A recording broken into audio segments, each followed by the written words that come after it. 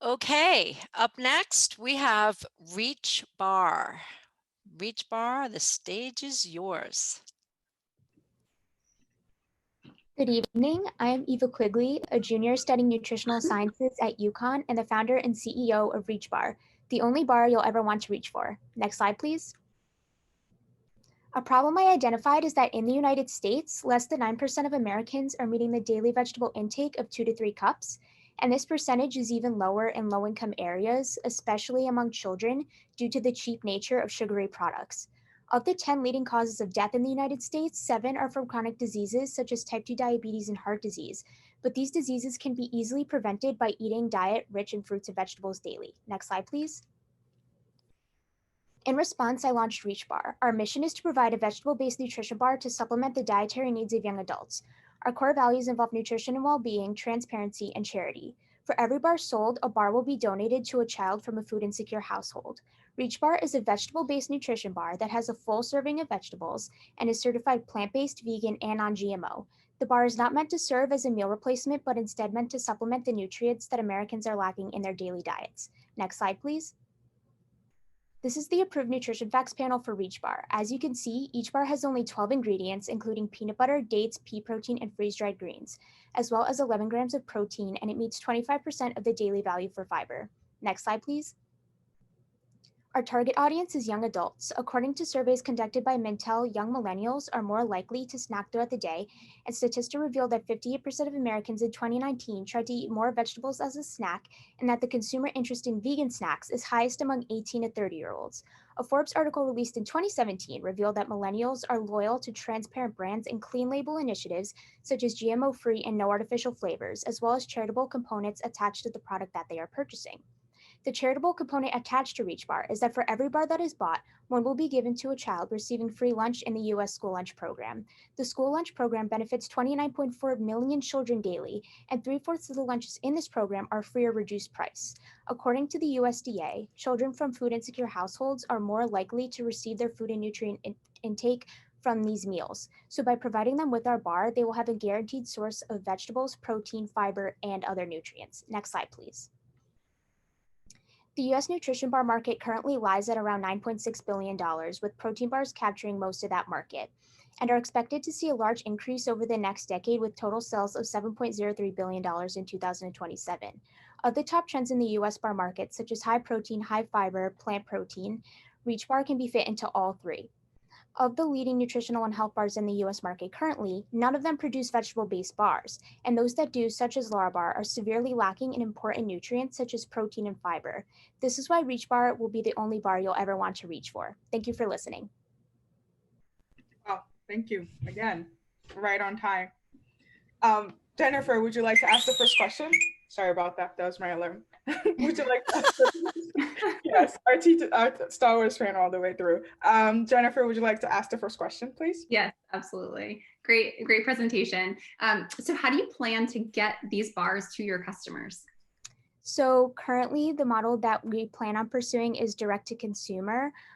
Before I do that, I will be testing in person, obviously safely with the COVID restrictions and whatnot. So I'll be selling them in person at local grocery stores that I've already set up.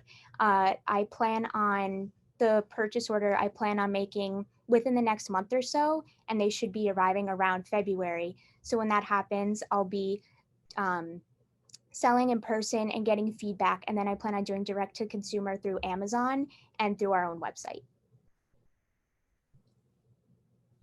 Great, thank you. Marielle, you seem like you have a question? Sure, yeah. So how did you come up with the name Reach Bar? Is there any story? So Reach Bar, the name was kind of inspired by a charity that my family runs, and it doesn't really have anything to do with nutrition or vegetables or anything like that.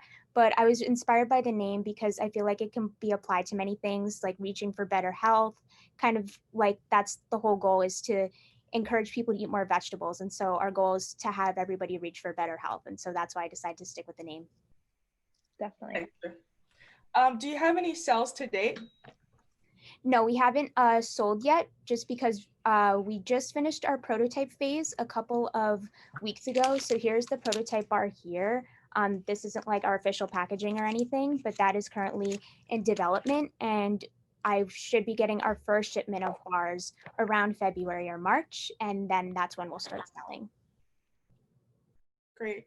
And another question from the audience, why direct to consumer versus building a brand through traditional channels? I plan on doing direct to consumer first just because of the circumstances that we're under right now. It is the easiest way to do it for me personally. But I also have hired a food broker who will help get my product into stores like Whole Foods and GNC. So that is something I do plan on doing. But initially, I plan on selling at Amazon first, just because it's the quickest way to get sales, like immediately. Thank you. Jennifer, do you have a question?